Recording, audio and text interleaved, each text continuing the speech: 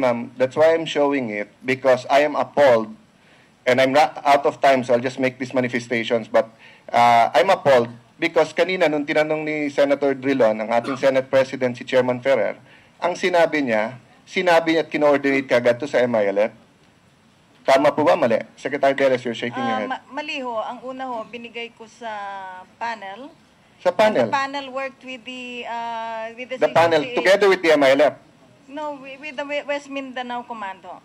Oh, so hindi, sa militar nyo binigay? Oo. Pero binigyan nyo rin ng MILF? In-inform nyo rin sila? Yes, much later ho.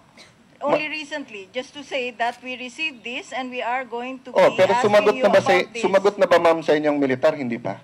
Meron na ho. Yun ho yung kunento ni Chair Ferrer na meron na ngang report but hinihintay pang matapos at Kaya nga ma'am, kailan nyo sinabi sa MILF? Before or after the report ng military? After ho. Kasi last weekend lang kami So, after sa kanyo lang binigay? At hindi pa ho nabigay. Nabanggit ko lang.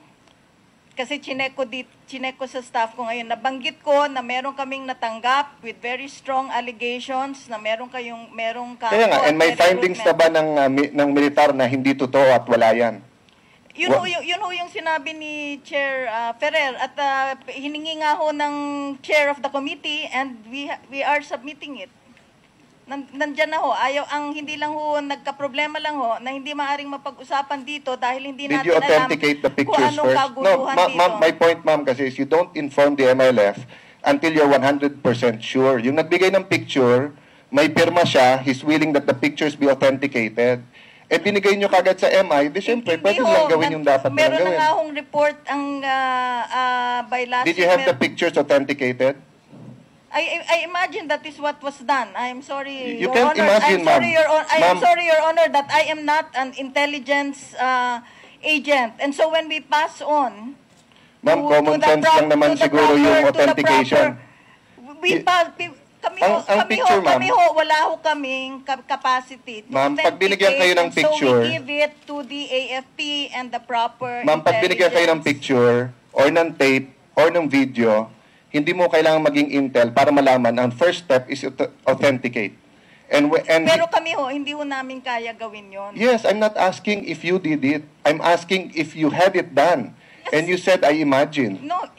You said that. I'll read the record back to you. No, so you're not sure kung na-authenticate o hindi? Hindi, tinatanggap ho namin ang aming intindi pagka nagbalik sa amin ng kasagutan o nag-feed sa amin ng opinion o ng comment ang proper security forces is that they went through the proper procedures. Isang question lang, Mama. What side are you representing sa peace panel? Kayo ni Chairman Ferrer at ni General Galvez. Are you representing the Republic of Philippines or are you representing the MILF? Your Honor, just for the record, ma'am. Just so that I know for the record. Of course, Your Honor. Of course, Your Honor, I represent the Republic of the Philippines. Can I ask the same question in every occasion, Your Honor. And this has been authenticated in several times. I think this was witnessed by the entire community, the Filipino community that was up front when we did all of the signing and we put out all of the... We will follow the actions, ma'am. I just wanted to put that on record. Chairman Ferrer, what side are you representing?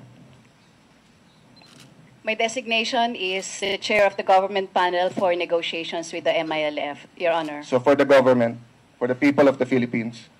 Yes, sir. Kayo po, General?